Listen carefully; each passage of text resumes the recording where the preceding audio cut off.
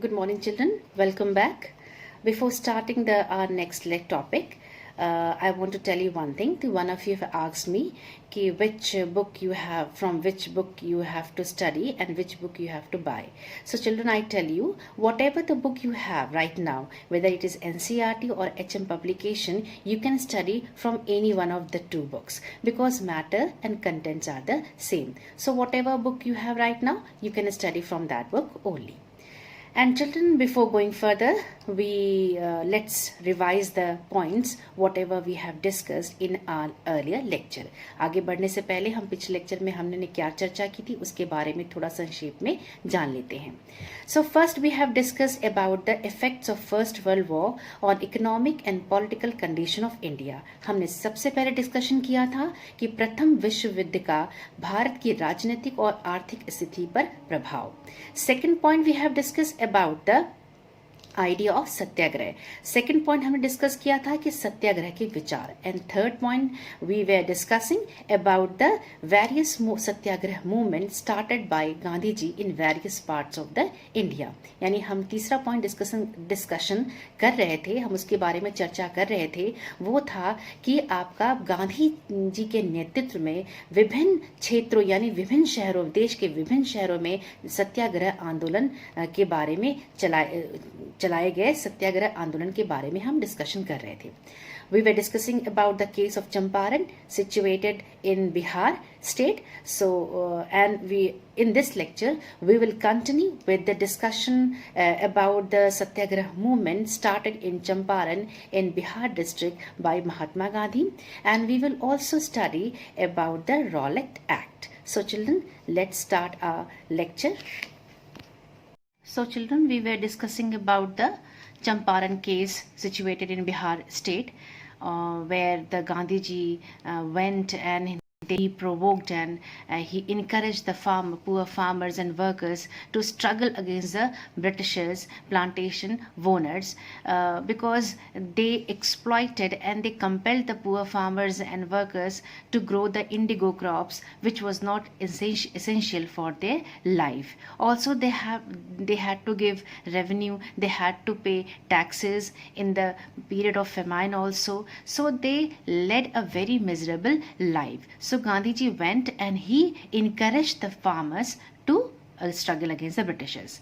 So we were discussing about that point and we will continue with that point only.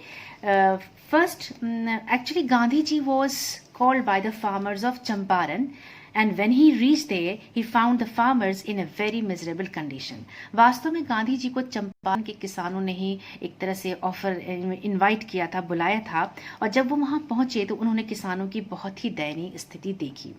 As I told you कि कैसे उनकी दयनीय स्थिति हो गई थी.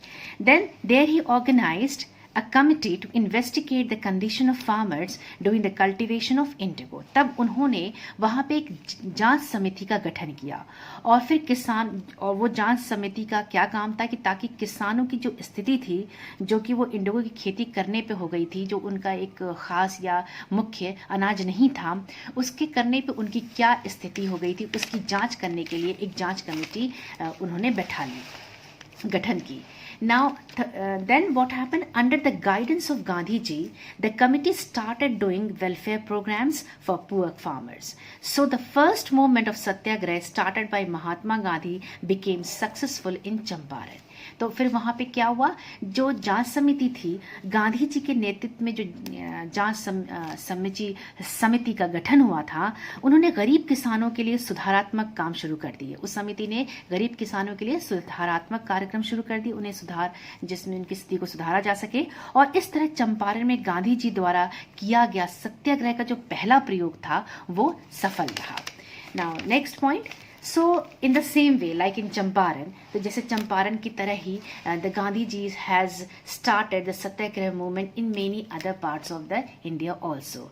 Like in 1917, he organized a Satyagraha to support the peasants of the Khera district of Gujarat. जैसे चंपारण में उन्होंने किसानों और मजदूरों को प्रोत्साहित किया था, प्रेरित किया था ब्रिटिशर्स के खिलाफ संघर्ष करने के लिए और अपने हक से लड़ने के लिए, सत्याग्रह विचारों को का अनुसरण करते हुए उसी तरह उन्होंने जो है गुजरात के खेड़ा डिस्ट्रिक्ट में भी 1917 में भी वहां के फार्मर्स को प्रेरित किया. As their why because as their crop was affected by bad harvesting season and the peasants of Khera could not pay the revenue and demanding the revenue be relaxed. और क्यों वहां पे ऐसा हुआ. और इन द सेम वे और भी एक उन्होंने इसी तरीके से जो चंपारण और खेड़ा डिस्ट्रिक्ट के साथ साथ इसी तरीके से इन द सेम वे ही also went to Ahmedabad to organise the Satyagraha movement amongst cotton mill workers. यानी जो है वो जिस कहने का मतलब ये है कि 1917 में उन्होंने गुजरात के खेड़ा जिले में किसानों की मदद के लिए सत्याग्रह का आयोजन किया, क्योंकि वहाँ फसल खराब हो जाने के कारण और वहाँ पर जो था आपका जो है प्लेग महामारी भी फैल गई थी. उसकी वजह से वहाँ के लोकल फार्मर्स जो थे, जो स्थानीय फार्मर्स जो थे, किसान थे, उनकी स्थिति बहुत ही खराब हो गई थी और जिसकी वजह से वो लगान जो है वो कर और लगान नहीं चुका पा रहे थे. तो वे लगान में ढील चाहते थे जो कि उनको नहीं मिल रही थी और इसके लिए फिर गांधी जी ने वहाँ सत्याग्रह आंदोलन शुरू किया और फिर इसके बाद उन्होंने उनको वहाँ पे प्रेरित किया. देन फिर another movement he started in 1918 में गांधी जी सूती कपड़ा कारखानों के मजदूरों के बीच सत्याग्रह आंदोलन चलाने अहमदाबाद पहुंच गए. So in this way Gandhi ji started the new movement and revolution of struggle of independence in India. इस तरीके से गांधी जी ने पूरे देश में क्रांति और संघर्ष का नया दौर शुरू कर दिया था और वे सत्याग्रह के माध्यम से लोगों को एकता, भाईचारे और अहिंसा के बारे में भी बताना चाहते थे. And he wanted to get freedom through his potent way that is called Satyagraha. Now children, what Gandhi ji believed and what according to Gandhi ji what is Satyagraha. मतलब गांधी जी का सत्याग्रह में किस तरह का विश्वास था, वो सत्याग्रह को क्या मानते थे. So let discuss in points in a brief way. अब देखिए यहाँ पर now so Gandhi ji what Gandhi ji believe. Gandhi ji believe that satyagraha is not a physical force but is a mass agitation based on truth and non-violence. As I told you earlier also about this, he believed, and what he believed, he also believed that a satyagrahi does not harm the enemy, and he also does not want his destruction, and there is no place for misconduct in सत्याग्रह. कहने का मतलब ये है कि सत्याग्रह जो है according to Gandhi ji, यानी गांधी जी का ये मानना था कि सत्याग्रह शारीरिक बल नहीं है, ये एक जनसमूह संघर्ष है जो सत्य एवं अहिंसा पे आधारित होता है.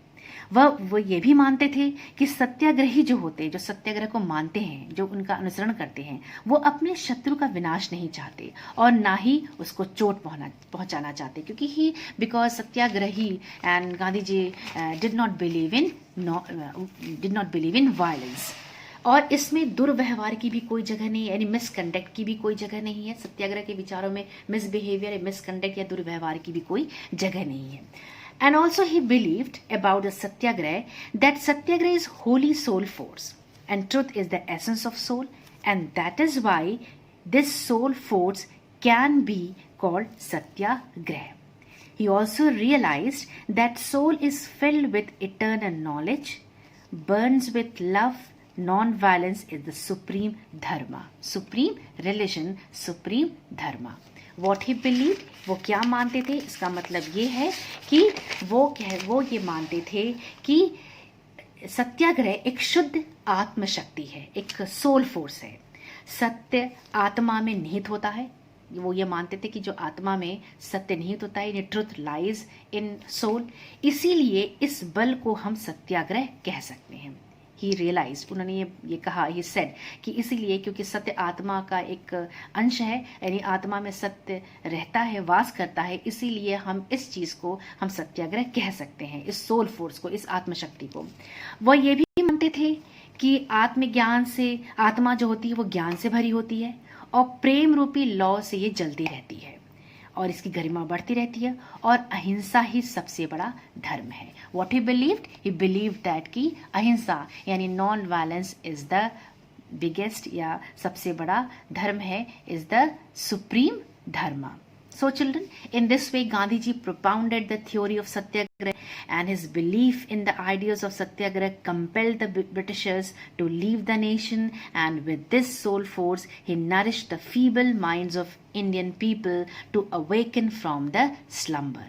कहने का मतलब ये है कि गांधी जी ने सत्याग्रह के विचारों को अपनाया और उसको पूरे देश में लागू किया, और इसी सत्याग्रह के विश्वास ने जो है ब्रिटिश साम्राज्य को देश, भारत देश छोड़ना पड़ा, उसको मजबूर होना पड़ा छोड़ने के लिए, और इन्होंने इसी आत्मशक्ति से यानी इस सोल फोर्स, इस सत्याग्रह से यहाँ के सोए हुए लोगों को उन्होंने जगाया.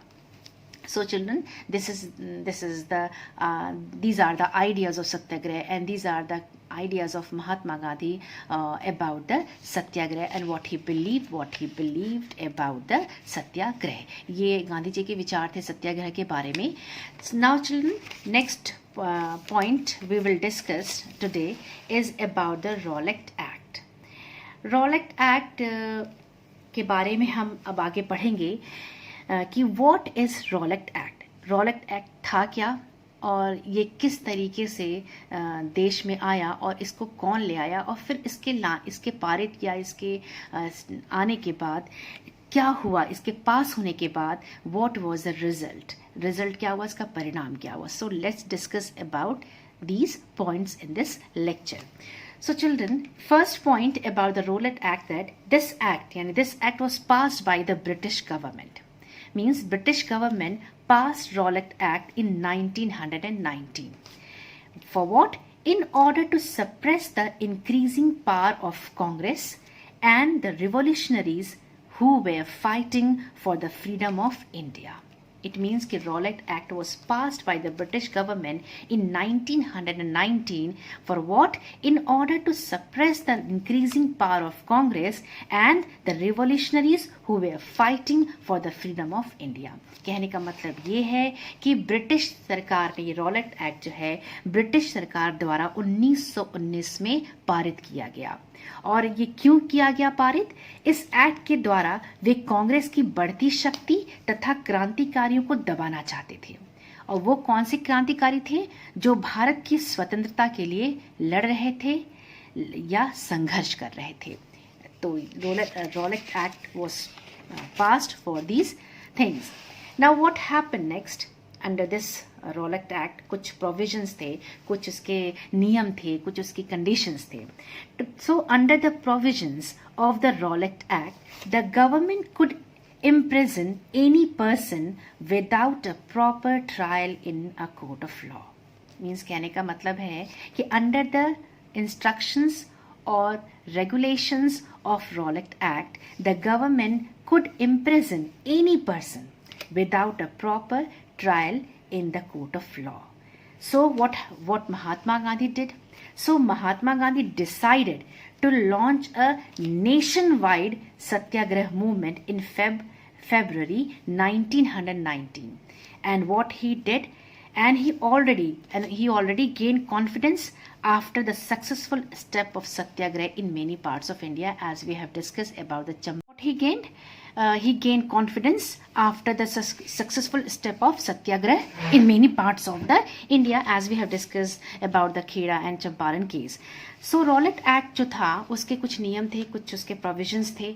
तो उसके अंतर्गत जो क्या हो रहा था कि सरकार किसी को भी बिना सुनवाई जेल में डाल सकती थी. यानी मतलब ये कि न्यायालय में किसी को भी बिना सुनवाई के उसको सजा मिल सकती थी. तो फिर क्या हुआ, और फिर इसलिए for this reason what Gandhi ji did, Gandhi ji ने क्या किया कि गांधी जी ने रॉलेट एक्ट के खिलाफ एक राष्ट्रव्यापी सत्याग्रह आंदोलन चलाने का फैसला लिया. यह राष्ट्रव्यापी मीन्स कि पूरे देश में नेशन वाइड जो है सत्याग्रह आंदोलन चलाने का उन्होंने फैसला लिया, जो फरवरी 1919 में लिया गया था. Now children, Gandhi ji appeal to the nation. Now what he did? He appealed to the nation to hold the meeting everywhere to condemn the act. यानी उन्होंने क्या किया कि उन्होंने पूरे देश से इस एक्ट के खिलाफ जो है हर जगह सभा करने का आग्रह किया और इस एक्ट की आलोचना की. इट मीन्स कि he appeal the whole nation to oppose the Rowlatt Act. Now next point, for this what he did, he took Satyagraha as his main weapon. उन्होंने इस लड़ाई, इस विद्रोह, इस रिवोल्ट में उन्होंने he took Satyagraha as his main weapon. Coupled with fast and prayer, he launched his Satyagraha program. अपने सत्याग्रह आंदोलन को उन्होंने किस तरीके से आगे बढ़ाया कि rallies were organized and what were the result, and rallies were organized in various cities. Workers went on strike, shop closed down. Britishers decided to suppress the nationalists as well as the national movement. यानी उन्होंने क्या किया, उन्होंने इस विद्रोह में उन्होंने सत्याग्रह को अपना हथियार बना लिया और साथ साथ प्रार्थना, उपवास, अनशन के साथ उन्होंने पूरे देश में सत्याग्रह कार्यक्रम और आंदोलन को आगे बढ़ाया। और विभिन्न फिर इसके बाद सत्याग्रह, उनके इस आंदोलन का जब वो आंदोलन उन्होंने शुरू किया, तब विभिन्न शहरों में रैलियां, जुलूस निकाली गई और जो कामगार यानी वर्कर्स थे वो हड़ताल पे चले गए और दुकानें बंद कर दी गई। तब व्हाट ब्रिटिशर डिड, तब ब्रिटिश शासन ने क्या किया, ब्रिटिश शासन ने राष्ट्रवादियों का दमन करना शुरू कर दिया, यानी नेशनल मूवमेंट को और नेशनलिस्ट को, यानी राष्ट्रवादियों को और राष्ट्रीय आंदोलन का दमन करना उन्होंने शुरू कर दिया। देन उसका रिजल्ट फिर क्या हुआ बच्चों, आफ्टर दैट लोकल लीडर्स, और इसका परिणाम एक और था कि local leaders from Amritsar were sent to jail, यानी अमृतसर के जो स्थानीय जो नेता थे उनको जेल में उनको हिरासत में ले लिया गया। And the demonstrators clashed with police at various places. Gandhiji arrested and his entry into Punjab and Delhi was banned. यानी अमृतसर के जो स्थानीय नेता थे उनको हिरासत में ले लिया गया और जो प्रदर्शनकारी थे, जो डेमोन्स्ट्रेटर थे, जो प्रदर्शन कर रहे थे इस रॉलेट एक्ट के खिलाफ, वो उन्होंने कई स्थानों पर पुलिस से टकराव भी हुआ, मुठभेड़ भी हुई और फिर इसके बाद गांधी जी को भी हिरासत में ले लिया गया था और उनके दिल्ली और अमृतसर में प्रवेश करने पर पाबंदी लगा दी गई थी, यानी he was ban to enter into the province of Delhi and Punjab. And then in this way, अब जो है जब गांधी जी ने ये सत्याग्रह आंदोलन जो है वो पूरे देश में उन्होंने शुरू कर दिया था, चंपारण से लेके, खेड़ा से लेके, गुजरात से लेके और अदर पार्ट्स और अन्य क्षेत्रों और शहरों में जब ये सत्याग्रह आंदोलन जो है वो व्यापक रूप से जब फैल गया, तब फिर क्या हुआ, जो लोगों में एक आक्रोश था, जो लोगों में एक जोश था, वो जो है उभर कर आ गया और पूरी भीड़ जो है, पूरी मास जो पॉपुलेशन थी वो क्या हो गई, बिगैन टू अटैक, यानी वो भी जो है वो उसने फॉर्म ले लिया and began to attack on banks, post offices and railway situation. फिर उसके बाद जो था, अब सत्याग्रह आंदोलन जो था वो लोगों में बहुत सारे ऐसे लोग थे जो कि सत्याग्रह आंदोलन से प्रभावित थे और बहुत सारे लोग उससे प्रभावित होकर नॉन वायलेंट भी हो गए। उनको लगा, बहुत सारे ऐसे ग्रुप के क्लासेस के वर्ग के लोग थे जो उनको ये लगा कि ये मूवमेंट सिर्फ उनके लिए है और वो बाय हुक बाय क्रुक जो है वो अपनी आज़ादी पाना चाहते हैं। तो यहाँ पर क्या हुआ कि लोगों ने सत्याग्रह से तो प्रभावित थे ही, लेकिन बहुत सारे लोग जो थे, जो मास थी, भीड़ थी, वो उन्होंने बैंक्स, पोस्ट ऑफिसेज और रेलवे पर भी अटैक करना शुरू कर दिया। तो फिर ये non violently they followed, but they were inspired by the Satyagraha movement. वो सत्याग्रह मूवमेंट से इंस्पायर्ड थे, लेकिन उन्होंने अपना तरीका थोड़ा बदल लिया था कई लोगों ने। फिर क्या हुआ after that, martial law was imposed on them, तो मार्शल लॉ इम्पोज किया गया and General Dyer took the command. इस तरह लोगों ने बैंकों, डाकघरों और रेलवे स्टेशनों पर हमला करने लगे, जो कि उनको एक नया मूवमेंट मिल गया था। उन्हें लगा कि Gandhi ji appeal the whole nation to start the movement, और वो जो है मूवमेंट, क्रांति जो थी वो किसी तरीके से भी वो लाना चाहते थे। फिर उसके बाद मार्शल लॉ लागू कर दिया गया और फिर जनरल डायर ने जो है आगे इन दमन का जो है कमान जो है वो संभाल ली। सो इस तरीके से द रॉलेट एक्ट जो है वो पास हुआ इन 1919 में, और किस तरीके से रॉलेट एक्ट पास होने के बाद पूरे देश में जो है इसका विरोध हुआ, रिवोल्ट हुआ, and people started opposing the Rowlatt Act in whole nation and whole nation began to protest against the act. And परिणाम इसका ये हुआ कि जगह जगह डेमोन्स्ट्रेशन, स्ट्राइक, हड़ताल हुए और प्रदर्शन हुए इसके खिलाफ। So children, we will discuss we will stop here, and in our next lecture we will discuss about our next topic. So take care of yourself and goodbye.